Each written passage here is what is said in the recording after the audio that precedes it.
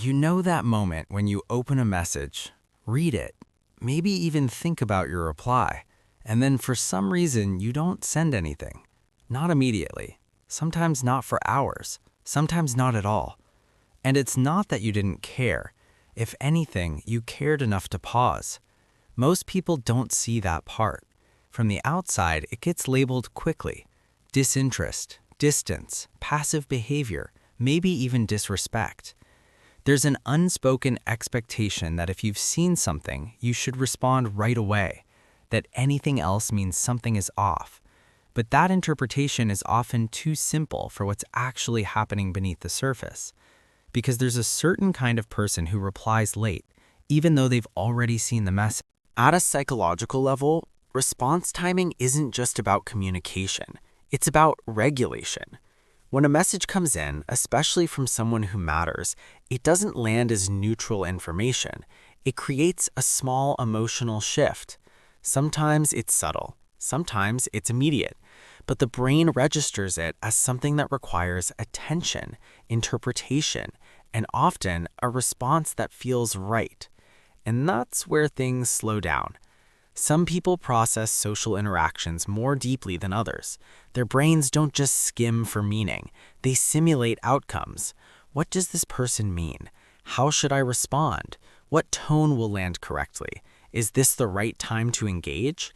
That kind of internal processing takes energy, and if the nervous system is already slightly overloaded from work, social demands, or even just background stress, the brain doesn't rush to respond.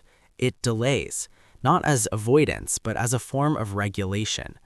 For some people, especially those who are more introspective or sensitive to nuance, this pause is automatic. It's not about the message alone, it's about everything the message represents.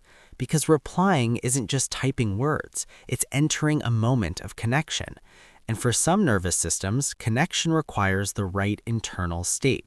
If that state isn't there yet, the response waits. Over time, this pattern usually doesn't come out of nowhere. It often develops quietly through experience. Maybe there was a time when saying the wrong thing led to misunderstanding, or when responses were judged more than they were received, or when emotional conversations felt unpredictable, where one message could shift the entire tone of a relationship. The brain learns from those moments, not in a dramatic way, but in small adjustments. It becomes more careful, more aware of timing, more sensitive to how words might be interpreted.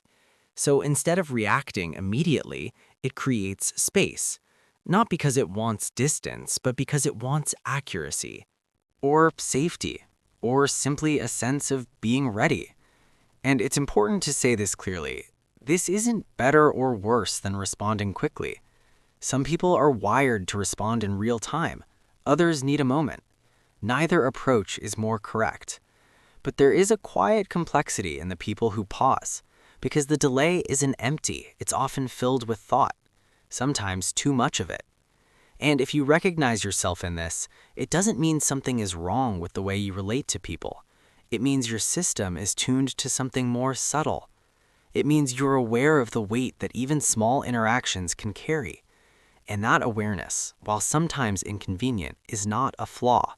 It's a form of sensitivity, and like most forms of sensitivity, it comes with both friction and depth.